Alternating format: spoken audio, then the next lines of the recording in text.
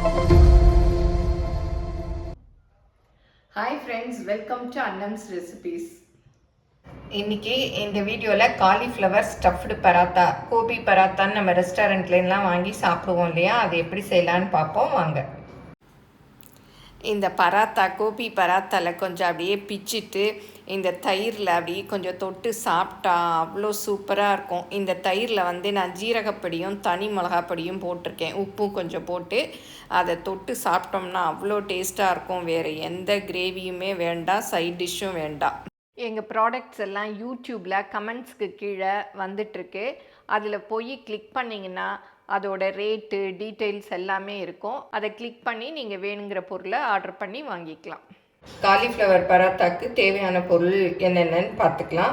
First chapati மாவு பிசையணும். அதுக்கு கோதுமை மாவு, எண்ணெய், உப்பு நம்ம எப்பவும் போல் பிசைஞ்சுக்கணும். அப்புறம் இந்த ஸ்டஃபிங்க்கு என்னென்ன பொருள் தேவைன்னு பார்க்குறேன். நான் ஒரு சின்னதாக ஒரு காலிஃப்ளவர் எடுத்திருக்கேன். அப்புறம் கொத்தமல்லி, ஒரு பச்சை மிளகா, தனி மிளகாப்பொடி கொஞ்சம் போட போகிறதுனால பச்சை மிளகா ஒன்று எடுத்திருக்கேன். நீங்கள் வேணும்னா போடலாம், இல்லாட்டி இந்த தனி மிளகாப்பொடியே போட்டுக்கலாம். காஷ்மீரி சில்லி பவுட்ரு ஒரு 1/2 டீஸ்பூன், மாங்காய் பொடி ஆம்ச்சூர் பவுடர் ஒரு 1/2 டீஸ்பூன். மாங்காய் பொடி இருந்தால் போடலாம், இல்லாட்டி எலுமிச்சம்பழ ஜூஸ் கூட ஒரு ஸ்பூன் ஊற்றிக்கலாம். சீரகப்பொடி 1/2 டீஸ்பூன், உப்பு, அப்புறம் இஞ்சி ஒரு சின்ன பீஸ் எடுத்திருக்கேன், அதை துருவி சேர்த்துக்கலாம். அப்புறம் மல்லிப்பொடி இருந்தால் 1/2 ஸ்பூன் சேர்த்துக்கலாம். நான் கொஞ்சம் மல்லியை இந்த மாதிரி தூளாக பண்ணி போட்டிருக்கேன். இந்த மாதிரி போட்டோன்னா வாசம் சூப்பராக இருக்கும், ரொம்ப நல்லாயிருக்கும். இல்லாதவங்க தனி மல்லிப்பொடி வச்சுருப்பீங்களா, அது கூட போட்டுக்கலாம். அப்புறம் கரம் மசாலா 1/2 டீஸ்பூன் அளவு, இதை கட்டாயம் போடுங்க. அப்போ தான் காலிஃப்ளவர் பராத்தா சூப்பராக இருக்கும். இது எங்கள் அன்னம்ஸ் தான், வேணுங்கிறவங்க எங்கள் ஷாப்பில் ஆர்டர் பண்ணி வாங்கிக்கலாம். காஷ்மீரி சில்லி பவுடர், அப்புறம் ஜீரகப்பொடி, தனி மல்லிப்பொடி எல்லாமே எங்கள் ஷாப்பில் இருக்குது. அதோட லிங்க்கு கீழே டிஸ்கிரிப்ஷனில் கொடுக்குறேன், தேவைப்படுறவங்க பார்த்துக்கோங்க. சப்பாத்தி மாவு பிசைஞ்சிக்கலாம். நம்ம எப்போவும் பிசைவோம் இல்லையா சப்பாத்திக்கு, அதே மாதிரி தான் நல்லா தளர்த்தியாக பிசைஞ்சிக்கணும். கொஞ்சம் எண்ணெய் ஊற்றிக்கலாம். அப்புறம் உப்பு,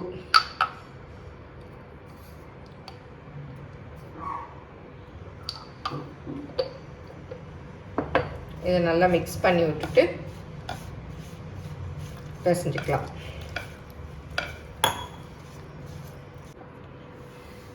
மாவை பாருங்கள், இந்த மாதிரி சாஃப்டாக பிசைஞ்சிக்கணும்.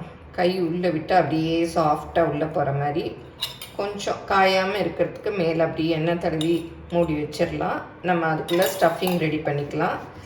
லைட்டாக அப்படி தடவி வச்சிட்டோன்னா காயாமல் இருக்கும். காலிஃப்ளவரை இந்த மாதிரி துருவி இருக்கும் இல்லையா, அதில் துருவிக்கலாம்.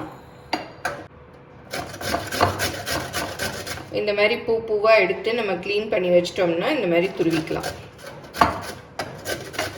மாதிரி துருவிக்கணும். பெருசாக இருக்கிறதெல்லாம் எடுத்து வச்சிடலாம். அப்புறம் கத்தியில் பொடி பொடியாக கட் பண்ணிக்கலாம்.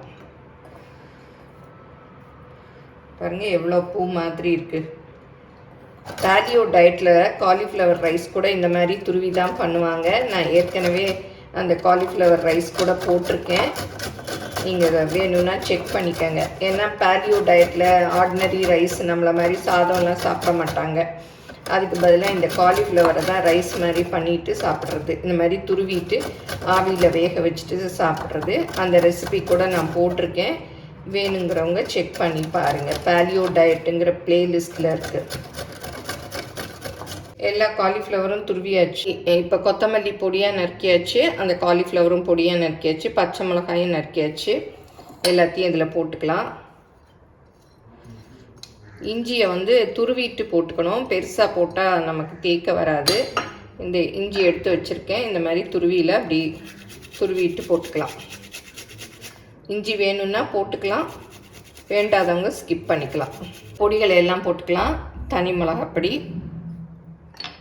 சீரகப்பொடி, மாங்காய் பொடி ஆம்ச்சூர் பவுடர், உப்பு, அப்புறம் மல்லிப்பொடி, அப்புறம் கரம் மசாலா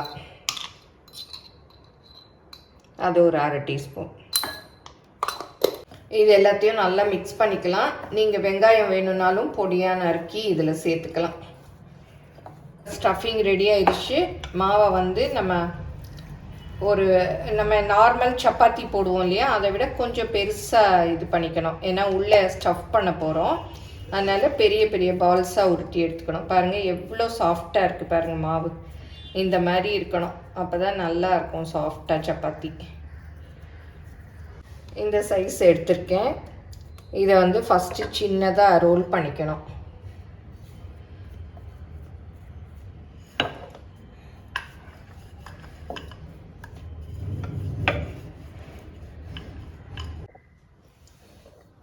இதுக்குள்ளே ஸ்டஃபிங் கொஞ்சம் ஒரு ஸ்பூன் அளவு எடுத்து வச்சுக்கணும்.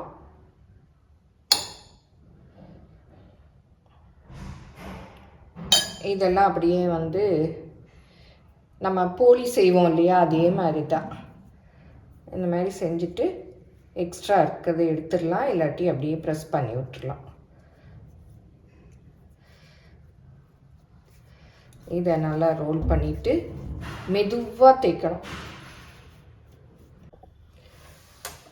கொஞ்சம் மாவு போட்டுக்கணும். போட்டுட்டு மெதுவாக தேய்க்கணும்.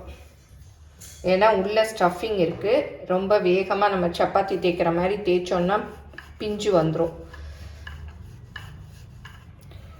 இந்த மாதிரி திருப்பி திருப்பிட்டு ரொம்ப சப்பாத்தி அளவுக்கு லேசாக வேண்டாம், கொஞ்சம்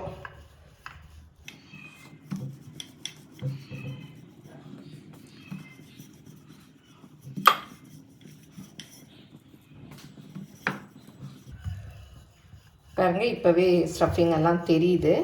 அதனால் லைட்டாக ப்ரெஸ் பண்ணிக்கோங்க. அதுக்கு தான் சப்பாத்தி மாவு வந்து சாஃப்டாக பிசைஞ்சுக்கணும். இதெல்லாம் வந்து சின்ன சின்ன டிப்ஸ் தான். இப்போ தேய்ச்சாச்சு. இந்த மாதிரி தேய்ச்சிக்கோங்க. பாருங்கள் இவ்வளோ திக்னஸ் இருக்கணும். ரொம்ப லேசாக தேய்ச்சிட்டா இந்த ஸ்டஃபிங் எல்லாம் பிஞ்சு வெளியில் வந்துடும். இந்த ஸ்டஃப்டு பராத்தா 2-3 மெத்தடில் பண்ணலாம். ஃபஸ்ட்டு வந்து நான் சின்ன சப்பாத்தி மாதிரி பண்ணி நடுவில் வச்சு ஃபில் பண்ணி ரோல் பண்ணி பராத்தா பண்ணேன். இன்னொரு மெத்தட் வந்து இந்த மாதிரி நம்ம கொழுக்கட்டைக்கு சொப்பு செய்வோம் இல்லையா, அந்த மாதிரி செஞ்சுட்டு நடுவில் ஸ்டஃபிங் வச்சு ரோல் பண்ணிட்டும் பராத்தா பண்ணலாம். இன்னொரு மெத்தட் வந்து 2 சப்பாத்தி பண்ணிவிட்டு நடுவில் ஸ்டஃபிங் வச்சு ஓரத்தை எல்லாம் ஒட்டிட்டு அந்த மாதிரியும் பண்ணலாம். இந்த 3ல் உங்களுக்கு எது சௌகரியமாக வருதோ அந்த மெத்தடை நீங்கள் ஃபாலோ பண்ணிக்கலாம். நான் வந்து இப்போ 2 மெத்தட் இந்த வீடியோவில் காமிக்கிறேன். நடுவில் 2 சப்பாத்தி பண்ணிவிட்டு நடுவில் வச்சு ஒட்டுறது ஈஸி தான். அப்படி வேணாலும் நீங்கள் ட்ரை பண்ணி பண்ணலாம். இன்னொரு பராத்தா பண்ணி காமிக்கிறேன் பாருங்கள். இந்த மாதிரி குழி பண்ணிக்கங்க. மாவு எடுத்து அதுக்குள்ளே ஸ்டஃபிங்கை வச்சுக்கணும் நல்ல ஆழமாக.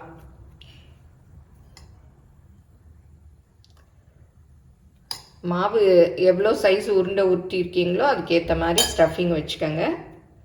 இப்போ இது எல்லாத்தையும் வந்து அப்படியே உள்ளே வச்சு அப்படியே இது பண்ணிடணும்.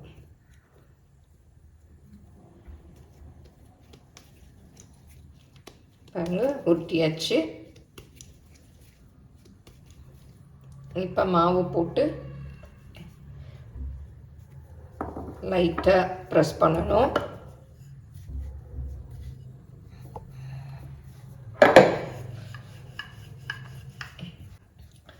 இதே மாதிரி பன்னீர் உருளைக்கிழங்கு எல்லாமே வச்சு நம்ம ஸ்டஃப்டு பராத்தா பண்ணலாம். நம்ம ரெஸ்டாரண்ட்ல எல்லாம் போய் வாங்கி சாப்பிடுவோம். என்னவோ செய்ய முடியாததான்னு நினச்சிக்குவோம். பட் ஈஸியாக வீட்லேயே செய்யலாம். சூப்பராக வரும். பாருங்கள் நல்லா வந்துடுச்சு. இந்த அளவு போதும்.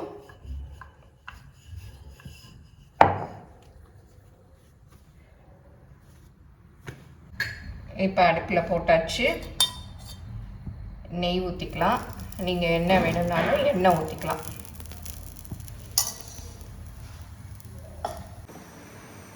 திருப்பி போடலாம்.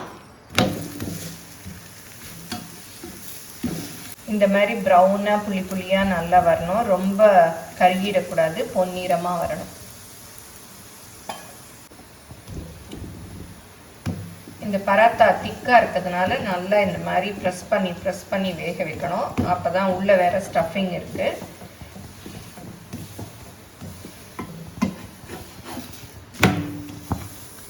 இந்த பக்கமும் நல்லா பொன்னிறமாக வந்துடுச்சு.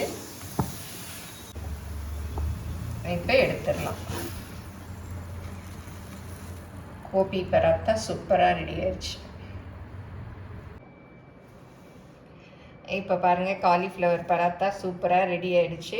இதை வந்து நம்ம ரெஸ்டாரண்ட்டில் தான் போய் வாங்கி சாப்பிட்ணுன்னு இல்லை, வீட்லேயே செஞ்சு சாப்பிட்லாம். பார்த்தீங்களா எவ்வளோ சிம்பிளாக இருந்தது. இதுக்கு வந்து நான் இன்றைக்கி தயிரில் தனி மிளகாப்பொடியும் ஜீரகப்பொடி உப்பு போட்டு மிக்ஸ் பண்ணி வச்சுருக்கேன். அதை ஒன்று இருந்து தொட்டு சாப்பிட்டாலே போதும், வேறு எதுவும் வேண்டாம். அப்புறம் ஊறுகாய், ஆவக்காய் ஊறுகாய், உங்கள் வீட்டில் எந்த ஊறுகாய் இருக்கோ அதை தொட்டு சாப்பிட்டுக்கலாம். வெறும் தயிரே சூப்பராக இருக்கும்.